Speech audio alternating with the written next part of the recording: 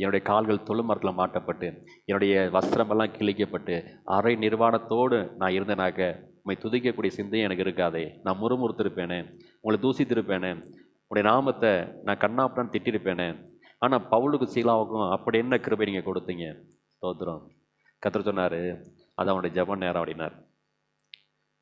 நடுராத்திரில் ஜபிக்கக்கூடிய ஒரு கிருபையை அந்த பவுலும் சீலாவும் பெற்றிருந்தாங்க. ஸ்தோத்திரம். அது எவ்வளோ பெரிய கிருபை பாருங்கள். நெத்தியில் அடித்த மாதிரி ஒரு வார்த்தை வந்துச்சு. ஸ்தோத்திரம். அது அவனோட ஜெப நேரம். அவன் சும்மா இருக்க முடியாது. அவன் ஜெபித்து பழகிட்டான், என்னோட பேசி பழகிட்டான். அவனால் சும்மா இருக்க முடியாது அப்படின்னாரு. அந்த இரவு நேரத்தில் சிறைச்சாலையில் அந்த பவுலும் சீலாவும் கர்த்தரை பாடி துதிப்பதற்கான ஒரே ஒரு காரியம், அது அவனோட ஜெப நேரம். அது கர்த்தரோடு கூட நெருங்கி ஜீவிக்கக்கூடியதான ஒரு அனுபவம். அந்த அனுபவத்தை பெற்றதான பவுல் துதிப்பதையும் ஸ்தோத்தரிப்பதையும் ஆராதிப்பதையும் எந்த சூழ்நிலையும் விடல. அதே போல தான் ஸ்தோத்திரம் தாவீது. எந்த சூழ்நிலையிலுமே கர்த்தரை குறித்து பாடக்கூடியதான பாடலை அவன் நிறுத்தவே இல்லை. ஸ்தோத்திரம். சவுல் துரத்துறான். கண்மலையின் வெடிப்புகளில் இருந்து பாட்டு பாடிட்டு இருக்கிறான்.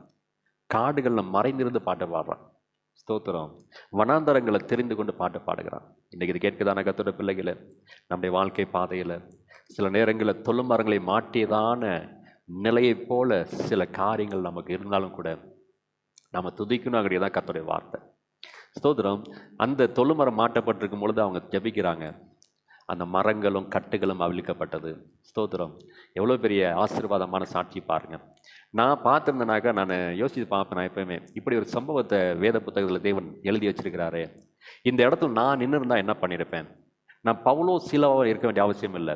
அந்த சிறைச்சாலையில் ஒருத்தனா இருந்தது நான் வேடிக்கை பார்த்தேனாக்க நிச்சயமாக நான் பரிகாசம் பண்ணியிருப்பேன். பாரு, அடி வாங்கியும் திருந்தலை, சட்டை கிழிஞ்சும் திருந்தலை, ரத்தம் வடிய உள்ளே போட்டுக்கிறாங்க அப்படியும் திருந்தலைன்னு சொல்லி நான் பரிகாசம் பண்ணியிருப்பேன்.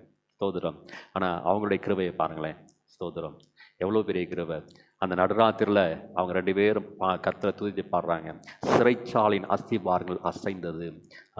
அந்த அந்த எல்லாருடைய கட்டுகளும் அவிழ்ந்து போனது. இன்றைக்கு சில நேரங்களில் நாம் ஜெபிக்கக்கூடியதான ஜபங்கள் நம்முடைய குடும்பத்தினுடைய ஸ்தோத்திரம் அந்த பாவக்கட்டுகளையும் சாபக்கட்டுகளையும் வியாதியின் கட்டுகளையும் நெருக்கங்களையும் போராட்டங்களையும் தொழுமரம் போன்றதான அந்த மிகப்பெரியதான தடைகளையும் உடைக்கக்கூடியதாக இருக்குது. ஜெபிக்கிறவங்க ஜெயம் பெறுவாங்க, ஜெபிக்கிறவங்க ஆசீர்வாதம் பெறுவாங்க, ஜெபிக்கிறவங்க கர்த்தருடைய வார்த்தையை பெறுவாங்க, ஜெபிக்கிறவங்க தரிசனத்தை பெறுவாங்க, ஜெபிக்கிறவங்க ஸ்தோத்திரம் இன்னும் கர்த்தருடைய சமூகத்தில் நெருங்கி ஜீவிக்கக்கூடியதான கிருபையை பெறுவாங்க.